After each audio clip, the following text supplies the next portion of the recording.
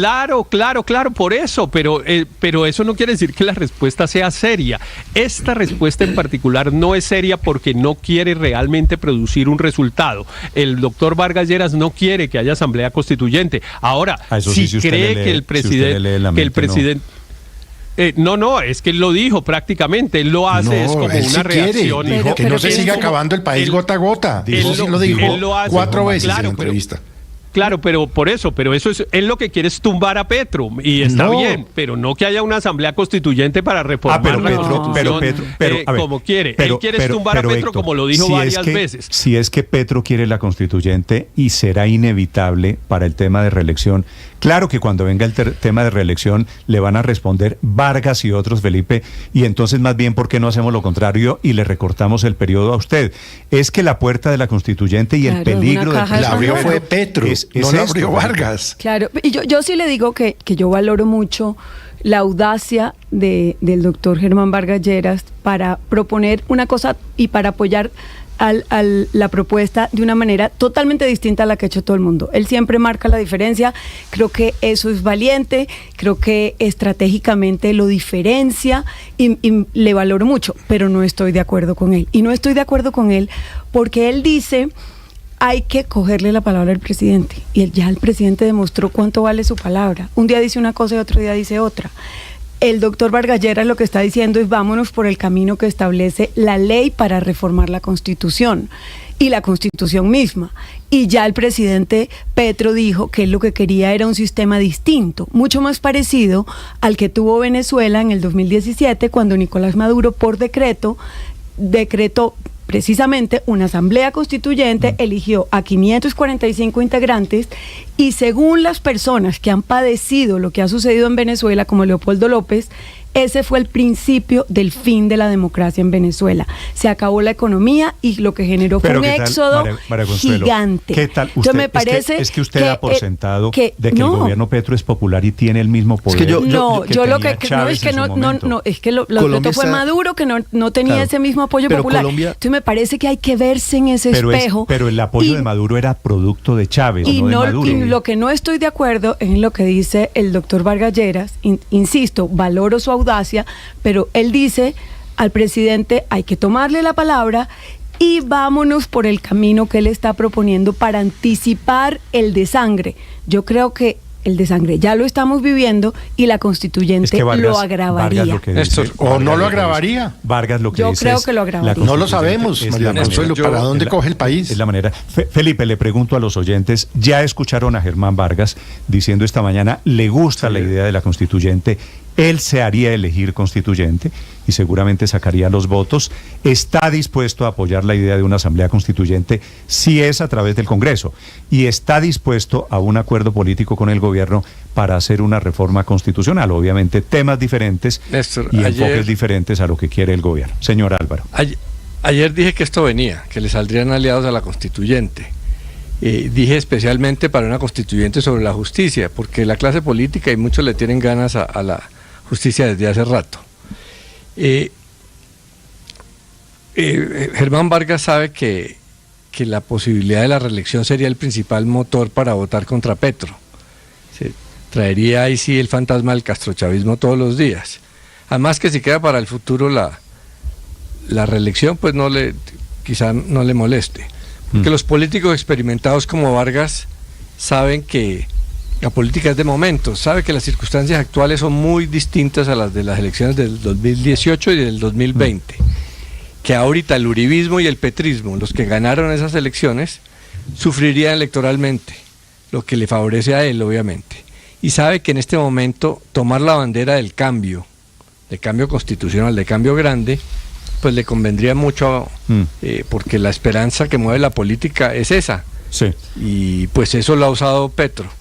Y sabe que con una constituyente, una campaña, pues Álvaro, el gobierno perdería totalmente la iniciativa y todo se concentraría en esa constituyente. A los oyentes en redes sociales, Felipe, hago encuesta en Twitter, en Instagram, en las plataformas, en la página, en el canal de YouTube, a ver cómo les suena la idea de Germán Vargas, que sorpresivamente, me parece a mí, está diciéndole esta mañana a Gustavo Petro, ok, quiere constituyente, metámonos en la Asamblea Constituyente, recojo y voy a jugar sus cartas. A propósito de esta constituyente, la cuenta Blue Radio Com, mi cuenta Néstor Morales, saludo en un minuto al señor presidente del Congreso de Colombia.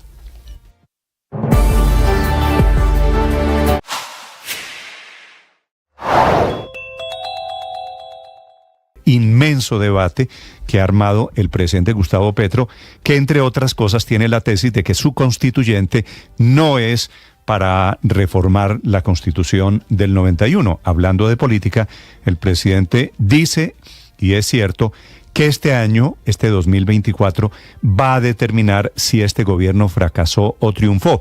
Esta frase puede ser la explicación de por qué parece jugársela políticamente con el tema de la constituyente.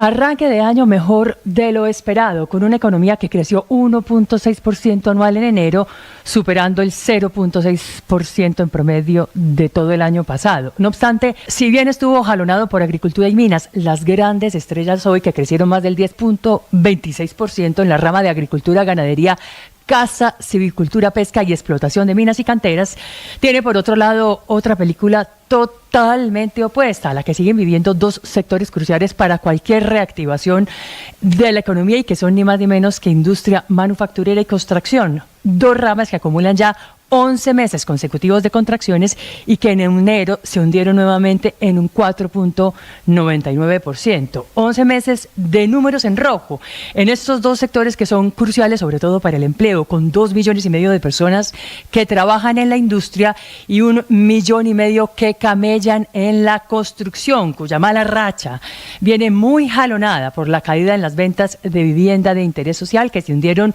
20% en febrero y ya completan 20 meses seguidos de reportes negativos, según Camacol, el gremio de los constructores.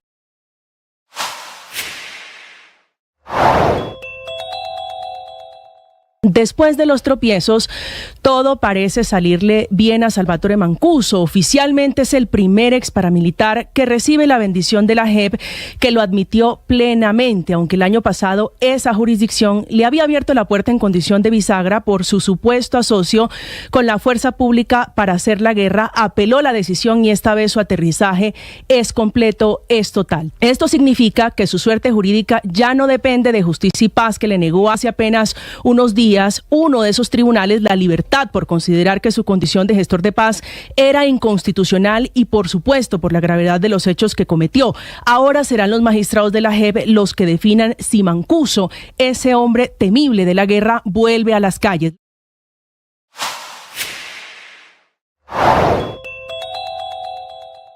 Con el paso de las horas, el presidente Gustavo Petro ha venido precisando cuáles serían los asuntos que buscaría reformar en el funcionamiento del Estado en una eventual Asamblea Nacional Constituyente. Uno de los puntos más importantes y controvertidos es la posibilidad de sacar adelante una ley de punto final para todos los actores ilegales, bajo el argumento de que en la actualidad hay un sistema judicial basado en la venganza punitivista, esto lo digo textual, y politizado. El presidente plantea un sistema penal basado en la verdad para buscar la reparación de las víctimas y lograr como fin máximo, dice él, la reconciliación social, ojo, como punto final de la era de violencia. Como punto final de la era de violencia. Sobre una eventual ley de punto final quedan grandes dudas sobre si contemplaría amnistías e indultos de crímenes de guerra o de lesa humanidad, lo cual activaría de inmediato la actuación de la Corte Penal Internacional. Blue Radio y BlueRadio.com. 8 de la mañana, 9 minutos, y el presidente Petro, que esta mañana está activo en Twitter, le escribe al presidente del Senado, Iván Name, hace algunos segundos el siguiente mensaje. A ver, ¿qué dice? El presidente del Senado, al insinuar que usaríamos la fuerza pública para cerrar el Congreso y convocar la Asamblea Constituyente, se equivoca de manera grave en dos aspectos. Primero, antes de la Asamblea o decisión constituyente, hay un proceso constituyente que se expresa en la movilización y deliberación de la ciudadanía de Colombia. Y segundo, el Congreso citará la constituyente o la decisión constituyente de la ciudadanía en el momento apropiado. Esa segunda parte me deja preocupaciones. No, lo que quiere decir es que en algún momento va a meter al Congreso como corresponde. Claro, pero mire el o la decisión de la ciudadanía. Es decir, ¿el presidente sí estaría pensando en vías distintas al Congreso para promover la Asamblea Constituyente? Es la pregunta que surge. Segundo mensaje de hace apenas segundos, Felipe, del presidente Petro. Para sincerar el debate, sí, muchos de los que se oponen a un proceso constituyente que haga protagonista a la ciudadanía de las reformas fundamentales, no lo hacen porque sean amantes de la Constitución del 91, sino porque son amantes de la gobernanza paramilitar y el régimen de corrupción que después de expedida la Constitución se impuso de facto en el país. Que está la tesis del presidente de que aquí todos somos, si no es petrista, de que todos somos fachos de derecha, paracos, o paramilitares o corruptos.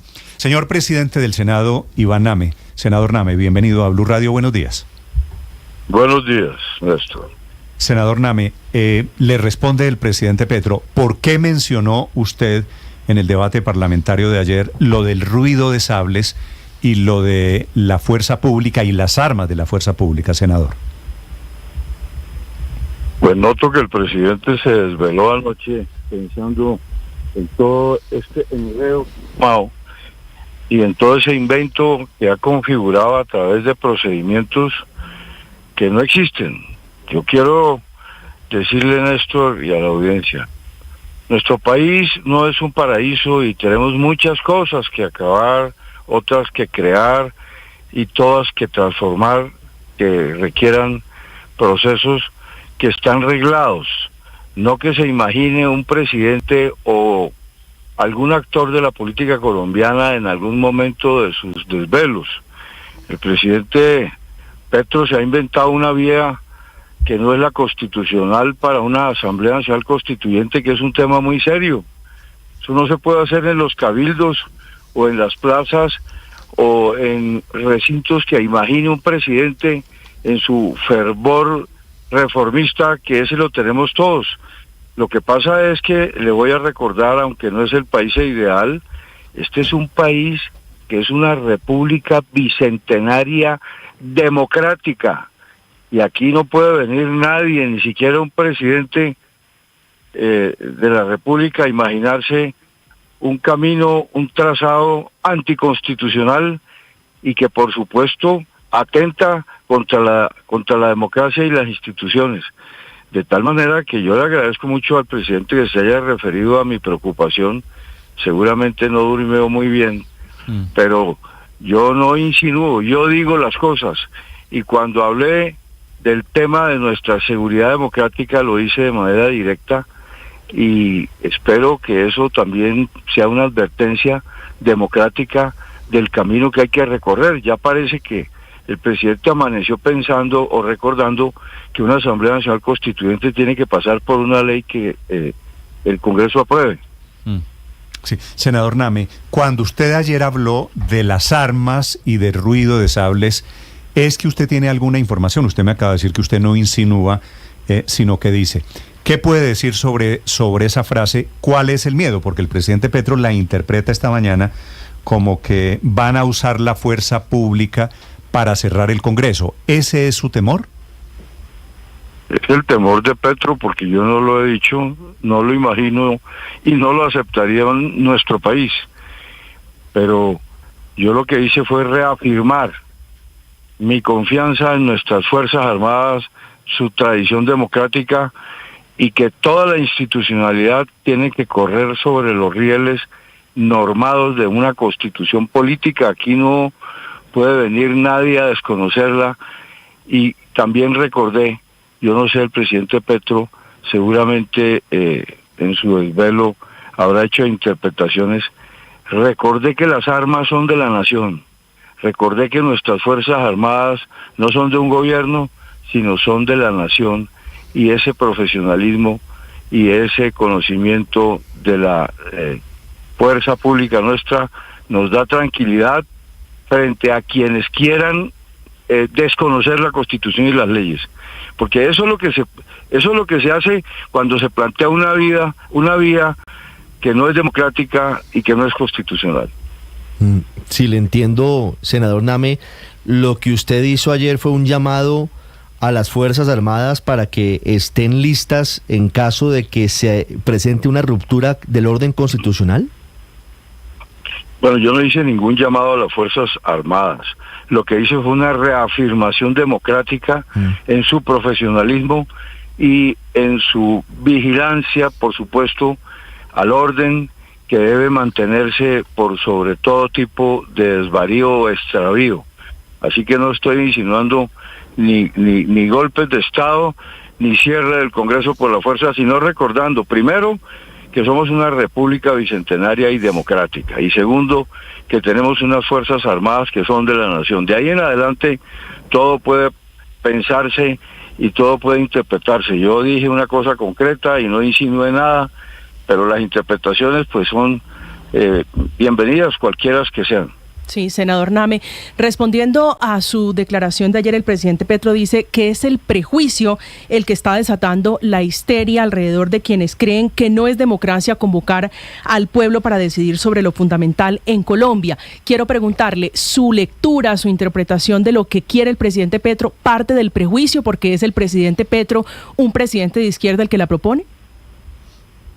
Yo no sé qué llama el prejuicios, porque lo que él llama prejuicios lo llamo yo institucionalidad, lo llamo yo constitucionalidad, lo llamo yo legalidad, y tanto que tenía una fervorosa admiración por la Constitución del 91, que ahora lo que propone es cambiarla, es modificarla. Pues bien, preséntenos una ley para que el Congreso estudie sus contenidos, su oportunidad, y entonces sí, vamos a un proceso reglado, constitucional, pero que no se invente unos escenarios, ni que fuéramos un país recién fundado para que vengan aquí nuevos libertadores a decirnos que en los cabildos o que en las plazas se pueden tramitar las iniciativas constitucionales que están establecidas por muchos años, por siglos, y que pues ahora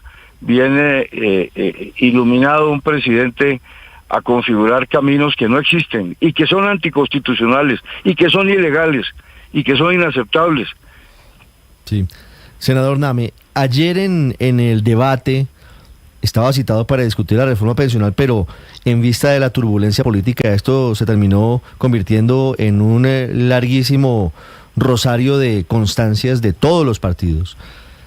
El senador Inti Asprilla y el ministro del Interior, Luis Fernando Velasco, coincidieron en señalar que todavía estábamos a tiempo, dicen ellos, de una constituyente. Inti Asprilla diciendo que trabajando y discutiendo los proyectos, y el ministro Velasco diciendo que todavía él veía oportunidad para una conciliación o para un acuerdo nacional. ¿Usted interpreta la convocatoria de una constituyente como una amenaza legislativa por parte del Congreso, por parte del gobierno para que apruebe sus reformas? Claro que es una amenaza, claro que es una presión y claro que es un absoluto método inaceptable, porque es que no, el problema es que se convoque una Asamblea Nacional Constituyente, sino que se pretenda hacerlo de manera inconstitucional y de manera ilegal, y por eso yo como presidente del Congreso no puedo aceptarlo. Yo entiendo que hay sectores que apoyan al presidente y los respeto. Todos hemos querido apoyar al presidente en la transformación de los aspectos nacionales que lo requieren. Pero el problema es el cómo. Aquí no podemos inventarnos una nueva constitución en una noche de desvelo y decir que es que el constituyente primario que va a ser convocado a las plazas y a los cabildos y a los escenarios que se le ocurra a un presidente puedan ser los lugares donde se tramite esa iniciativa. Esa iniciativa está referida constitucionalmente a una ley que se tramite en el Congreso. Lo demás es inaceptable y realmente termina siendo condenable que se asalte la inteligencia o la racionalidad de un país con un galimatías inconcebible de ideas atropelladas, contradictorias e infundadas. Pero ¿por qué es tan mala idea, senador Name, si en el peor de los casos ustedes pueden terminar redactándola y escribiéndola ustedes mismos de acuerdo a lo que vote la gente y quienes elijan por los constituyentes que quieran tener? ¿Usted no ve esto como una oportunidad, doctor Name? No, que va a ser una oportunidad cuando está planteado un camino errado, un camino, es decir, un camino que asalta a la opinión pública y a la democracia y al Congreso, porque está planteado de manera inconstitucional e ilegal. Eso tiene una gravedad inmensa. Lo que pasa es que aquí tenemos un grado de entendimiento a veces que abre el compás de los análisis, y yo, por supuesto, que no lo voy a cerrar, pero cómo se nos va a presentar la idea de una Asamblea Nacional Constituyente que se decida por fuera de la Constitución.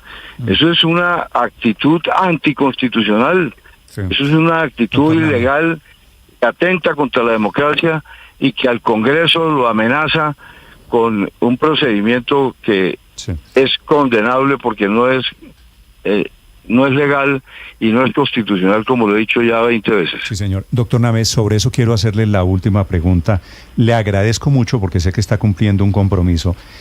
Quiero preguntarle porque entrevisté hace algunos minutos aquí a Germán Vargas Lleras y me dijo que él está de acuerdo, que si el presidente Petro quiere una constituyente, que él está de acuerdo si se tramita por el Congreso y que él está dispuesto a lanzarse como constituyente y a plantear temas diferentes a los del gobierno, pero que esa constituyente significaría el cierre del Congreso y eventualmente llamar a unas elecciones presidenciales.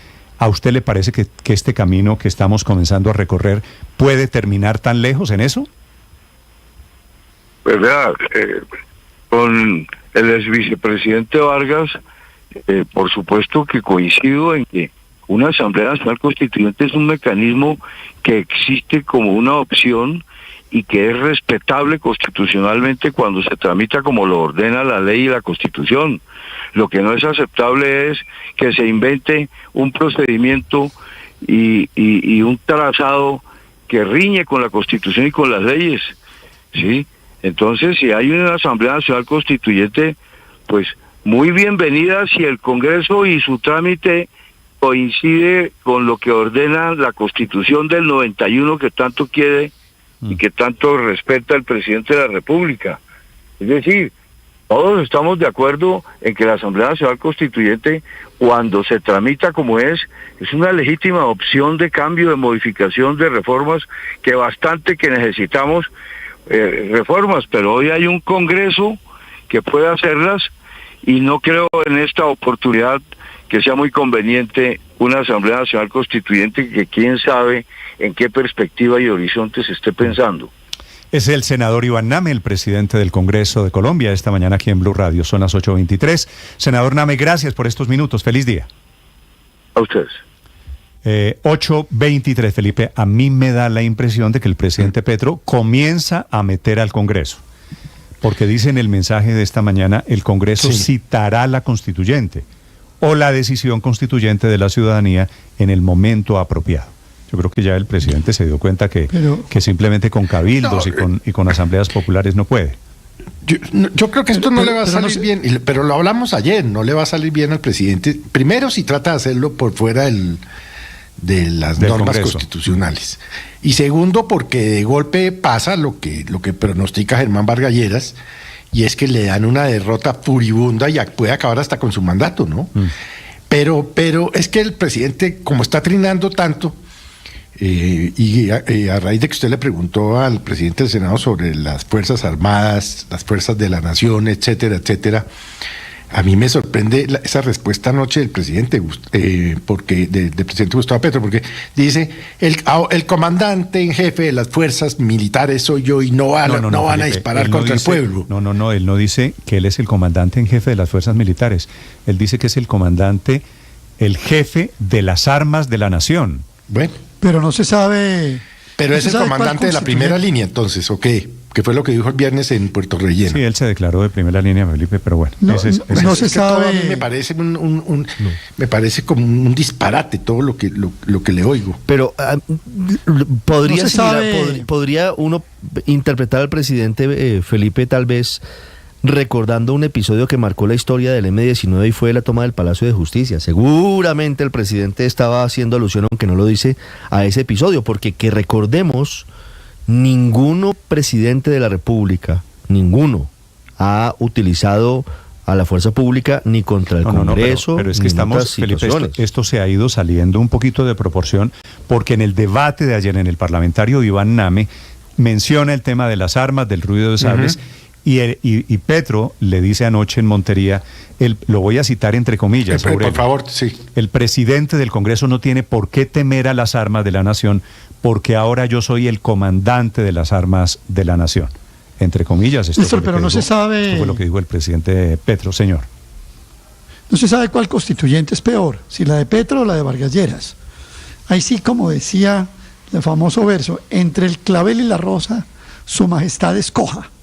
Porque la de Petro, pues ya de eso hemos hablado, y cuánto tiene de engañoso y cuánto tiene de cariz politiquero. Pero lo que le oímos a Vargas Lleras ahora, yo en eso coincido totalmente con Luis Ernesto, ¿sí? Y en parte con Héctor. Ahora lo que quiere además es, por ejemplo, acabar con la consulta previa, que esa es una vieja, un viejo anhelo, una vieja ambición de Vargas Lleras, y de pasarse por encima la consulta previa, que es un compromiso internacional del país, y el resto de etcéteras que dijo. Yo sí creo que ese de a la salida nos vemos, a darnos coscorrones, que es como el golpe predilecto de Vargas Lleras, a Petro, a la salida nos vemos a darnos coscorrones, no creo que le funcione al país. Creo que esto que hizo Vargas Lleras hoy le mete más ruido, más desorden, más problemas a Colombia. Dejemos los esqueletos guardados en el closet, porque fíjese que además incluso en su propuesta o en su exposición dijo que además esa constituyente podría recortarle el periodo presidencial a Petro. Bueno, imagínense en qué terreno nos estamos metiendo. No, dejemos eso quieto así. Por ahora, aguantémonos los 2 años. Ya sabemos que lo de Petro es ante todo un enganche del pueblo. Yo ayer veía lo de Apartadó y veía una señora adulta mayor oyendo a Petro, que Petro le decía, aquí está la constituyente, y diría, esta señora, ¿qué pensará? Que ella se volvió constituyente. No, esto realmente, pero bueno, todo carece de seriedad. Todos podemos, todo carece Aurelio, sí. Todos podemos ser constituyentes, es decir, ese es el concepto del presidente Petro, en el que tiene razón. Pero además, todos somos pueblo, Néstor, pero todos, el tema, quien abrió la caja de Pandora fue el presidente Petro. Y cuando él plantea, un barajar de nuevo un asunto tan de fondo como una constituyente, está poniendo también en juego todo lo que significa hoy el poder constituido. Ahí está todo. Pero esto no se puede volver, Ricardo y Néstor, un duelo político de titanes. Lo que está en juego acá es la Constitución, una Constitución como la que tenemos en Colombia, que garantiza derechos, que ha hecho grandes cambios en el país, que ha aumentado significativamente el progreso social, el acceso a servicios de salud, de educación, garantiza muchos derechos. Sí, puede que haya ajustes que haya que hacer a la Constitución, pero llamar a una constituyente implica unos cambios que sabemos dónde comienzan en una convocatoria, pero no sabemos dónde terminan. Es una escopeta de perdigones donde puede terminar en cualquier parte.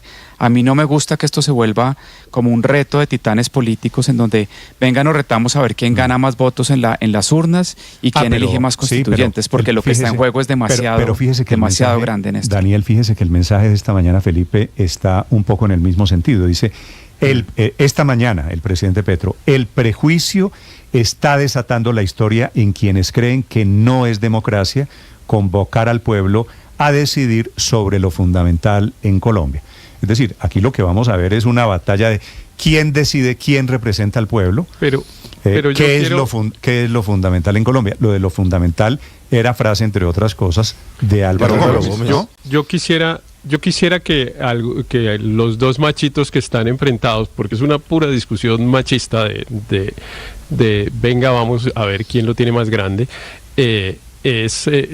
porque respondieran a la pregunta de por qué no presentan el proyecto de ley al Congreso. Ambos tienen una bancada parlamentaria.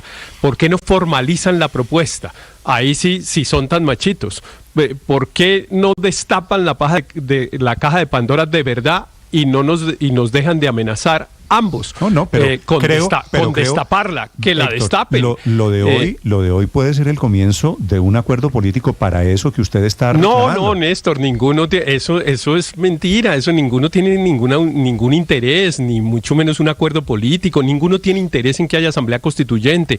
Es que de aquí no tratemos de imaginar que hay una cosa real, la propuesta de, no sé, vi un titular que me parece totalmente equivocado de un medio que toma la entrevista nuestra y dice, Germán Vargas se sube a la propuesta de constituyente de Petro. No, ni hay propuesta de constituyente de Petro, ni Germán Vargas se sube a ella. Eso no genera sino confusión en la opinión pública. Yo dejo constancia, ¿Dónde está la propuesta? ¿Dónde está la propuesta de alguno de los dos? ¿Por qué no la presentan al Congreso?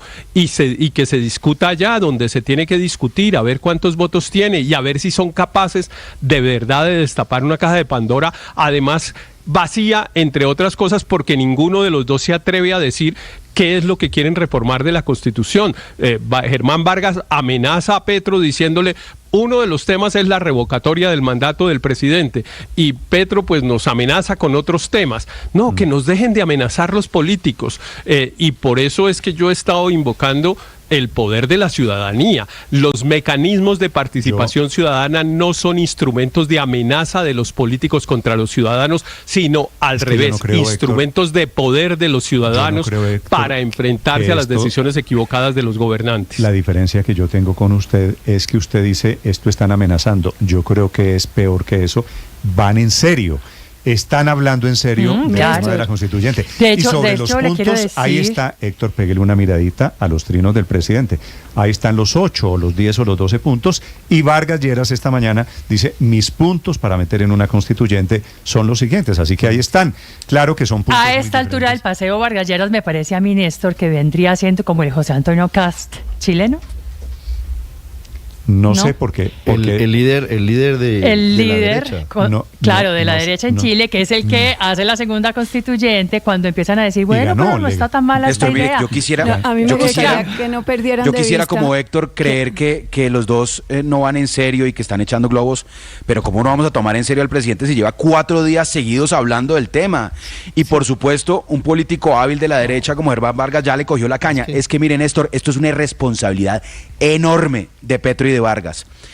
¿Cómo embarcar al país? Claro, dediquémonos a hacer campaña, y el país, no, bien, gracias. O sea, el país tiene 25.000 problemas por resolver, que le corresponden al presidente resolver. Problemas sin solucionar. Germán Vargas ve una oportunidad de oro de encampañarse. Imagínese qué sabroso encampañarse, ir a conseguir votos para la constituyente, hacer un referendo contra Petro. ¿Quién tiene que solucionar los problemas? ¿El gobierno? El presidente, el gobierno nacional. Entonces, ven una oportunidad de oro para meterse en campaña todos los de los extremos. Entonces, ¿en qué consiste esto?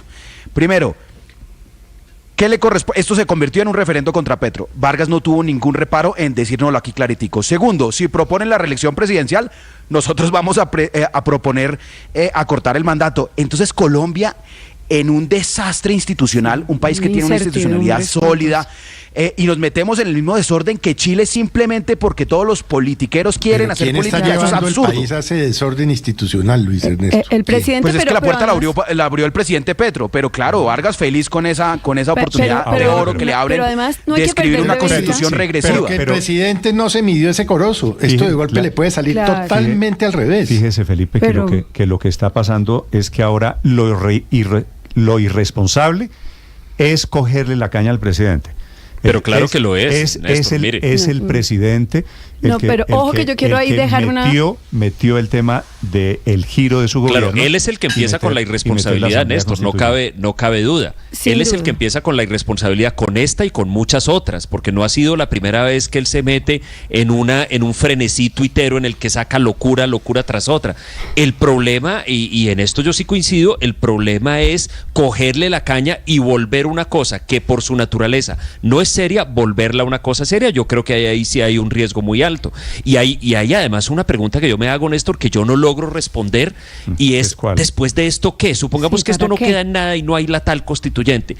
¿Usted se imagina el país volviendo a la normalidad, al gobierno volviendo a la normalidad después de esto? Porque en el fondo, toda esta locura de la constituyente y toda esta apuesta del presidente Petro de llevar las cosas al límite es como una confesión de que, que renunció a gobernar. Además, su gobierno imagínese la de alguna manera se felicidad acabó. de todos los activistas del gobierno en plena campaña y no vuelven a hacer Consejo de Ministros, no vuelven al Congreso, no vuelven absolutamente a nada. Por eso esto es un cambio. Esto es el caos total. Pero yo sí quiero que tengamos en cuenta una cosa, y es que el presidente, paralelamente a esto, viene desprestigiando el sistema electoral colombiano. Él viene diciendo que el sistema está cooptado por una empresa, que son corruptos, y viene diciendo adicionalmente que el sistema electoral colombiano es tan ilegítimo o peor que el de Venezuela. Que es peor que el de Venezuela. Entonces, ¿cómo va a convocar una constituyente? ¿Quién va a ser el árbitro? ¿Quién va a ser el árbitro de esos constituyentes? Ya vamos en inspecciones de la Superintendencia de Industria y Comercio. Entonces, ¿no? Es la policía gubernamental, alias Superintendencia, la que va a definir quiénes son los constituyentes. ¿Cómo vamos a garantizar unas reglas del juego claras para una eventual elección de constituyentes si el presidente no cree en la registraduría y el sistema electoral colombiano? Bueno, esa pregunta, María Consuelo, la debería responder en algún momento Gustavo Petro, presidente de la República, porque es efectivamente la registraduría el árbitro en asuntos electorales en Colombia. 8:36, para quienes quieran, aquí estamos leyendo, escuchando sus mensajes en redes sociales, en el canal de YouTube. A esta hora los comentarios disparados, estamos hablando del presente y el futuro eventualmente con una asamblea constituyente. Álvaro.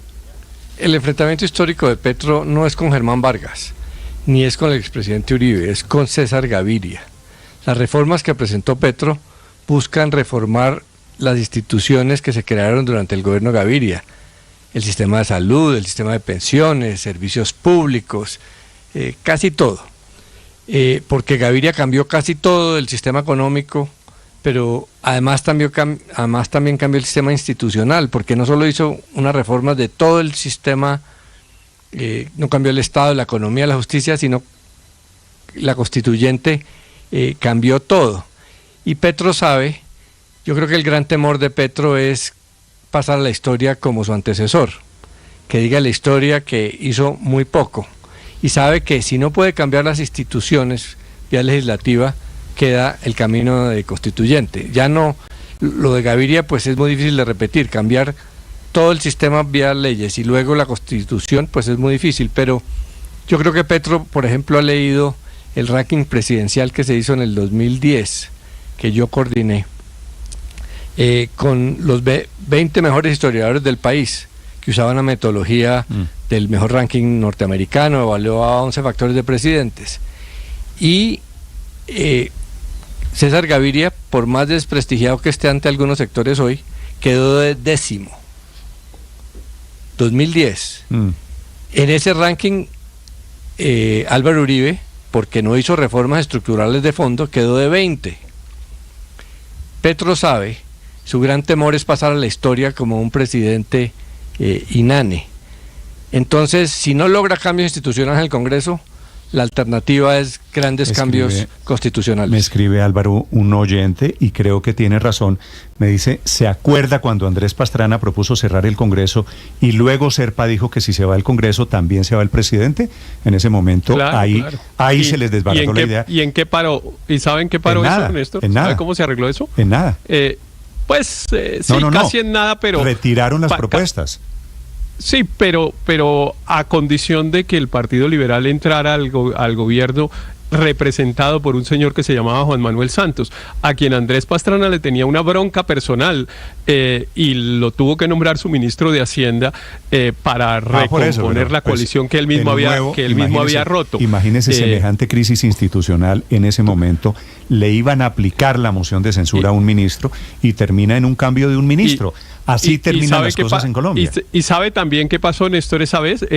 Pasó una cosa que es muy interesante. A ustedes que les gusta mucho ese ranking, a Paola y a otros, del tema de los indicadores de riesgo país, el índice de riesgo país, es el momento en que más alto ha estado en toda la historia de Colombia. Porque los que estudian, las empresas estas que estudian el indicador de riesgo creían que el presidente las calificadoras de riesgo tenían realmente la posibilidad de caerse. Eso no pasó, por ejemplo, con Samper, al que le hicieron un juicio político y nunca tuvo la posibilidad de caerse. Pero Néstor, déjeme decir esto, porque yo quedé muy preocupado con los comentarios de mis compañeros de Andrés y de María Consuelo. Andrés usó una expresión que me llamó la atención, que es ¿cómo volveremos a la normalidad? Y María Consuelo dijo, todo es un caos. No, a los dos quiero decirles que estamos en normalidad, las tiendas están abiertas, la gente está yendo en su Transmilenio al trabajo, los niños están en los colegios, el tomate está bajando en Corabastos, todo está normal. No hay que pensar en cómo volvemos a la normalidad. Yo no me refiero a la normalidad. Ni hay que activar las alarmas de la normalidad.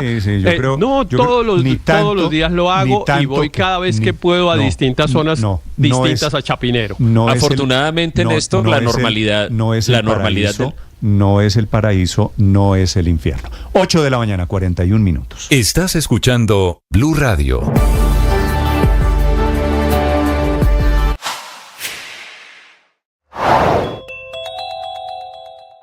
Sucedió en la vereda La Despensa, zona rural de Toribío, norte del Cauca.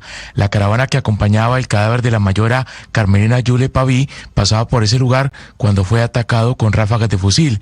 Según los indígenas integrantes de las disidencias de las FARC, de la estructura de Dagoberto Ramos, dispararon contra una multitud que acompañaba el funeral de la líder asesinada el pasado sábado, cuando junto a un grupo de comuneros rescató a un niño que había sido secuestrado por ese mismo grupo armado ilegal en esa zona del departamento del Cauca. Este ataque de anoche no dejó víctimas, pero sí una enorme preocupación, porque según el vocero de los cabildos indígenas de Toribío, Leonardo Escué, existe un plan sistemático de las disidencias para asesinar a los líderes de esa comunidad. La alerta es máxima en las comunidades indígenas de Toribío, Tacoyo y San Francisco. Se reunieron estas comunidades a través de una asamblea popular y la Guardia Indígena tomó la decisión de recuperar personalmente el control territorial. Los indígenas están desde ayer adelantando retenes, patrullajes e incluso algunos tienen la intención de capturar a los cabecillas de las disidencias para enjuiciarlos de acuerdo a su jurisdicción especial.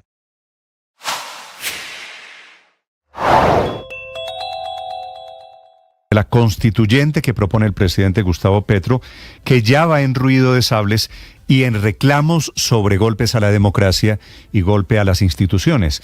El principal de esos reclamos corre por cuenta del método que quiere utilizar el presidente Petro para esa asamblea constituyente, es decir, no solo el susto por el cambio constitucional o por el fantasma de la reelección, sino por el método del presidente Petro, que es recurrir a cabildos populares o asambleas populares o cabildos abiertos y no al Congreso de Colombia para convocar a esa constituyente. Se lo plantea el presidente del Congreso, Iván Name, que en un tono muy airado, caliente, le dice al gobierno que lleve la ley de convocatoria a la constituyente al Congreso y que no se invente, lo cito entre comillas, que no se invente caminos que no van a aceptarle. Le responde de inmediato el presidente Petro, que llegó anoche a Montería, está en desarrollo de ese gobierno con el pueblo, había estado antes en el Urabá antioqueño, diciendo que la constituyente será liderada por cabildos populares, que el poder del pueblo es el constituyente. Una protesta de padres de familia esta mañana aquí cerquita por cuenta de un caso de abuso sexual. Salen a protestar los padres, las familias de ese colegio. El niño abusado es de apenas 5 años de edad. Felipe García. Hola Néstor, sí señor, lo saludo exactamente desde el Colegio Distrital Las Mercedes en la localidad de Engativá. En esta institución educativa, Néstor, como usted mencionaba, un niño de apenas 5 añitos que cursa el grado de transición fue abusado sexualmente y golpeado por uno de sus compañeros, un joven de 14 años, esto en repetidas oportunidades. El niño, según la denuncia, llegó con varios golpes en la cara a su casa y cuando le preguntaron sus padres qué había pasado, este niño no quería hablar. Finalmente, luego de insistirle, el niño finalmente habló y dijo que había sido abusado sexualmente por su compañero de 14 años en el colegio. Luego de que llevaran al niño Néstor al centro médico donde se confirmó finalmente que había sido abusado sexualmente, la madre de este niño llegó hasta el colegio a reclamar y aquí tuvo una fuerte discusión con la profesora de transición, la profesora que supuestamente estaba a cargo del niño. Por este caso, Néstor, de abuso, se metieron hace un momento los padres de familia de este colegio a reclamarle a las directivas de la institución para que tomen cartas sobre el asunto, y justamente estoy hablando aquí con una de las madres de familia preocupada por la situación del colegio. Yuleidy Rojas, bienvenida a Mañanas Blue. Cuéntenos qué es lo que está pasando en este momento y qué es lo que le están pidiendo ustedes a las autoridades. Bueno, muchas gracias. Lo primero que exigimos como representantes, madre de todos nuestros hijos que ponemos acá en este colegio en confianza, a estos profesores que no están cumpliendo con los reglamentos educativos como son, es justicia. Necesitamos confiar en el colegio donde estamos dejando a nuestros hijos. ¿Por qué? Porque necesitamos justicia acerca del niño. Un niño de 5 años que viene de un jardín donde lo cuidan, lo tiran acá con una política que el niño tiene que ser autosuficiente. Entonces las maestras de transición le dicen a uno que los niños tienen que ser autosuficientes. Nos mintieron. Nos dijeron que ellos iban al receso aparte, que iban al baño aparte, y resulta que no, que los niños los dejan afuera, que ellos sean autosuficientes y que se aprendan a defender. Ahora, ¿cómo ellos explican a uno que dónde dice en la ley de educación que el niño tiene que ser autosuficiente? ¿Cómo explican ellos lo que ocurrió con el niño en el baño? ¿Y dónde estaban los profesores? ¿Dónde está la vigilancia? O sea, que aquí en este colegio no hay seguridad para nuestros niños. Unos niños de 5 años apenas no saben todavía defenderse. Entonces, eso es lo que el profesor le exige a uno, que el niño tiene que ser autosuficiente. ¿Dónde dice eso en la ley de educación? Hace un momento Néstor le comentaba que se metieron incluso los padres de familia a buscar respuesta por parte de las directivas del colegio. Doña Yuleidy, ¿qué les han dicho hasta el momento pues la directora, la rectora del colegio? Nada. Ella dice que se va a solucionar, que tenemos que esperar, pero prácticamente no da respuesta a nada. O sea, no da respuesta a nada, no van a hacer nada. Queremos justicia y queremos la liberación de la madre del niño, porque ella actuó así porque la maestra le contestó mal. La maestra le dijo que ni modo. ¿Cómo la maestra se va a referir así a un caso tan delicado que es la violación de un niño? Lo que usted nos está comentando es que la mamá llegó acá al colegio, le reclamó a la profesora, ella le respondió mal y empezaron unos golpes ellas, y por eso fue capturada la mamá. Sí, y por eso exigimos la liberación de la mamá.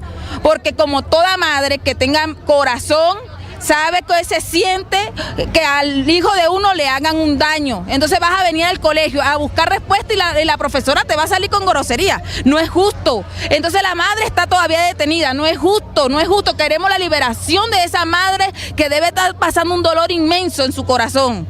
Doña Yuleidy, muchas gracias. Justamente, Néstor, la Secretaría de Educación se pronunció sobre este hecho, este caso de presunto abuso sexual acá en este colegio. Dijo que el niño fue remitido a la Secretaría de Salud, donde en este momento está siendo valorado en su estado de salud, tanto físico como emocional. Además, dice la Secretaría de Educación que se envió la notificación al Instituto Colombiano de Bienestar Familiar y se hizo la respectiva activación a través del sistema de alertas por parte del distrito. Sí, Felipe, ¿quién es el violador o el supuesto abusador del niño? Pues Néstor es un joven de apenas 14 años que también es estudiante de acá en la institución. Le estoy hablando del Colegio Distrital Las Mercedes, ubicado exactamente en la carrera 105D con 66A aquí en el occidente de Bogotá. Incluso, Néstor, hay pancartas instaladas por los propios estudiantes que dicen: los niños no se tocan y abusar de menores no tiene valores. Pues claro que es una verdadera tragedia. 8 de la mañana, 48 minutos. En Estados Unidos, en Washington, está comenzando la reunión de la Reserva Federal con la expectativa puesta en bajar las tasas de interés, en comenzar a calentar la economía en Washington. Juan Camilo Merlano. Reunión del Comité Federal de Mercado Abierto de la Reserva Federal es de 2 días, inicia hoy y finalizará el día de mañana alrededor de las 2 de la tarde con una decisión en torno a las tasas de interés, si se mantienen o si se reducen, porque recordemos que incrementarlas ya está prácticamente fuera de todo tipo de consideración. Lo que se anticipa es que se mantendría en el mismo nivel, que todavía no llegaría un recorte en el nivel de tasas de interés, y esto derivado a que la inflación de cierto modo está atascada, por decirlo de alguna manera, en alrededor del 3%. El último dato, el más reciente, fue del 3.2% de inflación, luego de que en el mes de enero se hubiera presentado una inflación del 3.1%. Recordemos que el objetivo de la Reserva Federal es del 2%, cifra de inflación, y aún cree que este nivel de tasas de interés hay que mantenerlo para poder controlar o para poder mitigar un poco esta cifra de inflación. Y lo cierto es que está enfrentando muchas presiones, no solamente de sectores políticos en el Congreso, quienes le están pidiendo a la Reserva Federal bajar tasas, sino también del mismo gobierno, que cree que ya es momento de empezar a aliviar un poco la economía, particularmente el costo del crédito, el costo de las hipotecas, costo de otros servicios como tal. Entonces, mucha expectativa por esta determinación, que bueno, se anticipa que la Fed va a mantener las tasas, pero también se espera, la atención está puesta sobre las declaraciones del presidente de la Reserva Federal, Jerome Powell, que es quien tiene que empezar a dar declaraciones de cara a la próxima reunión de la Fed. Allí se espera que dé pistas sobre cuál sería la próxima decisión de cara a la siguiente reunión, Néstor. Estás escuchando Blue Radio. No siempre hay que hablar. Algunas veces es mejor callar. La gente en la calle dice que nos dieron una boca y 2 orejas para que sepamos que muchas veces tenemos que hacer silencio. ¿Cuándo hacer silencio? Cuando estamos llenos de ira y lo que vamos a decir destruye al otro. Cuando lo que vamos a decir no aporta realmente nada. Cuando lo que vamos a decir no es verdad, está nacido en una mentira. En esos momentos es mejor callar, tener control de nuestra lengua, ser capaz de dar espacio al silencio para rumiar lo que está sucediendo, tratar de entenderlo mejor. Ahora, no siempre hay que callar. Hay momentos en los que necesitamos expresar con firmeza lo que sentimos y pensamos, porque hay un contexto de injusticia, porque las cosas no van bien y porque es necesario.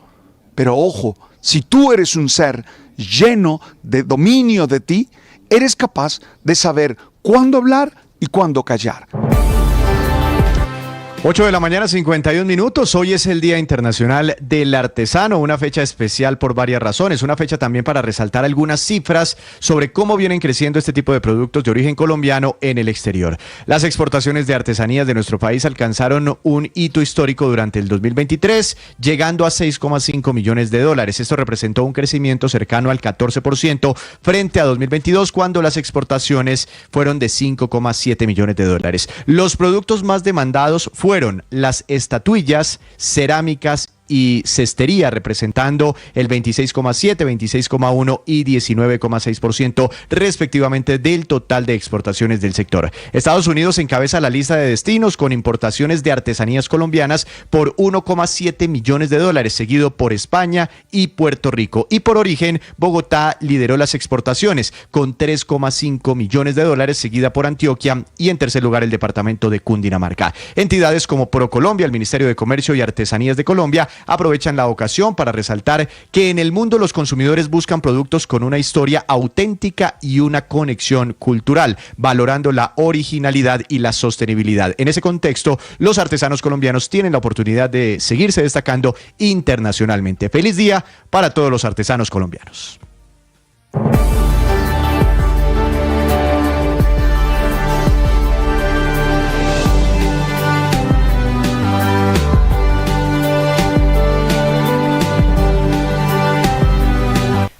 8:53, Colombia en el radar de los Emiratos Árabes Unidos, una de las economías más ricas e influyentes del Medio Oriente, que se fija en el país como un destino clave para la inversión, y tras sellar una alianza en febrero de este año para desarrollar call centers y facultades de inteligencia artificial, a lo que se suma también un anuncio previo de una inversión de $40 millones en proyectos sociales en La Guajira, además, por supuesto, de la compra de Nutresa en asociación con la familia Gilinski, donde la sociedad IHC, con domicilio en Abu Dhabi, acaba de quedarse con el mayor conglomerado de alimentos de todo Colombia, haciendo hoy a que el país se convierta en uno de los grandes destinos de inversión en América Latina para los árabes. Estás escuchando Blue Radio.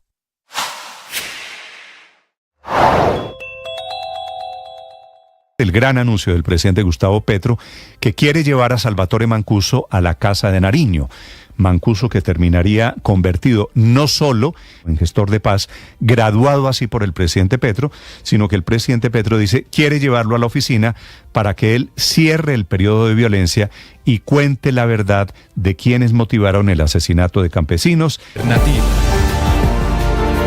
8:54 minutos. Mientras hablamos del presidente Petro y de su constituyente, en el verdadero país hay un drama esta mañana en el departamento de Chocó por cuenta de unas inundaciones que dejan 10.000 familias afectadas. Fue declarada allí la emergencia en Alto Baudó. Señor alcalde del Baudó, del Alto Baudó en Chocó, Ariel Salazar. Alcalde, buenos días.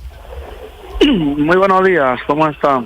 Alcalde, ¿qué está pasando esta mañana? ¿Cuál es la emergencia? ¿Qué tan grave está la situación? Hombre, ¿qué le cuento? La verdad sí es que el Alto Baudó está viviendo una situación muy difícil, compleja, que hoy se ha despertado con tristeza, dolor, incluso hasta con impotencia, lo que está pasando en el municipio del Alto Baudó, departamento de Chocó. Sí. Pero ¿qué es lo que origina esta situación de emergencia, alcalde? Es que nosotros estamos viviendo, el Alto está sufriendo una fuerte lluvia y ha desatado hace 3 semanas, viene desatando un desbordamiento del río. Se desbordó los ríos principales, el municipio del Alto del río Baudó. Entonces eso ha generado hoy que se encuentra afectado 7.500 familias del municipio del Alto Baudó, en las cuales hoy como resultado deja más de 23.000 hectáreas de cultivos en pérdida, donde pierden 500 cerdos, donde pierden 250.000 aves de corral. Y pues lo peor es que cada vez que crece el río, cada vez que hay desbordamiento, lo único que tenemos claro es que hay que enterrar gente, hay que enterrar personas y productos de la creciente del río. Y pues eso es lo que ocurrió, produjo un accidente fluvial donde deja 2 muertos, un niño de 3 años con 6 meses que hasta hoy sigue desaparecido, no se ha podido encontrar, y un profesor, Freddy Córdoba Peñalosa, que fue sepultado ya en el Alto Baudó, y 5 personas de gravedad, heridos de gravedad, alcalde, y fue trasladada a la ciudad de Quito. ¿Cuántos ríos o afluentes del Baudó se han desbordado? Son 9 y principalmente el río Baudó también. Aparte del mismo río Baudó, los 9 afluentes que tiene el río Baudó, que son grandes, se desbordaron. Entonces eso deja 35 viviendas destruidas totalmente, algunos planteles educativos destruidos, algunos puestos de salud destruidos. O sea, es una pérdida total, Un municipio, estamos hablando de un municipio que es el segundo municipio más pobre del país. Es de ese municipio que estamos hablando, donde su población, el 60 a 65% hoy no conoce en el año, llega el año y no conoce un billete de 20.000 pesos. Es un municipio pobre totalmente. Sí, alcalde, esto pasa todos los años y siempre hemos visto esas inundaciones en el Alto y en el Medio Baudó. A estas alturas, y teniendo en cuenta pues que el presidente Petro y el gobierno se ha interesado mucho por el Chocó, ¿alguien del gobierno les ha llamado, se ha comunicado con ustedes para mirar cómo les ayuda? Para nada, precisamente yo creo que el Alto Baudó, no sé si es que es la mala suerte o es que no lo están viendo. Yo he dicho y lo he llamado que es el municipio o la tierra de la parte oscura de Colombia y del Chocó. ¿Por qué le digo de la parte oscura de Colombia y del Chocó? Es el único municipio que nadie lo ve.